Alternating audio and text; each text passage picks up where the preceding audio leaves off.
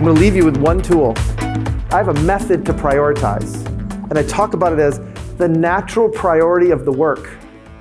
And it's a very simple process. I take all the things that I have to do, and I build them into buckets. So for example, this way, if I work on my empathetic perspective, does that help me with uncovering demand? Yeah, that will help me with it. If I actually work on empathetic perspective, will help me with causal structures? It actually will too, because I can actually see it from different ways.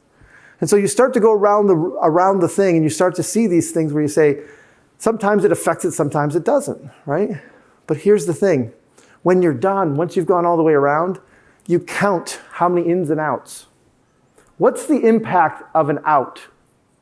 Something that impacts something else. What's an out? It's what I should be doing first. And something that has a lot of ins, I probably should be doing last. And so it actually helps me build the priority and sequence of what I should go do. And so by having the ins and outs, I can actually go all the way around and kind of go like, oh, so if I want to work on this, you know what? First things I got to work on is empathetic perspective and causal structures, because that'll help me be better at uncovering demand. And once I have those two, it'll help me with prototyping to learn.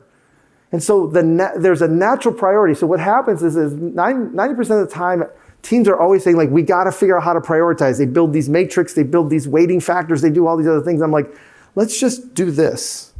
And this usually is the way in which I can actually cut development time in half for people, because they usually do it in the wrong sequence, because they'll say, oh, this is the most important one. We got to work on this one because it's most important. And guess what? I'm actually working on this one all the way back up there, and it makes it 10 times easier if I do this one last. I use this tool every single day.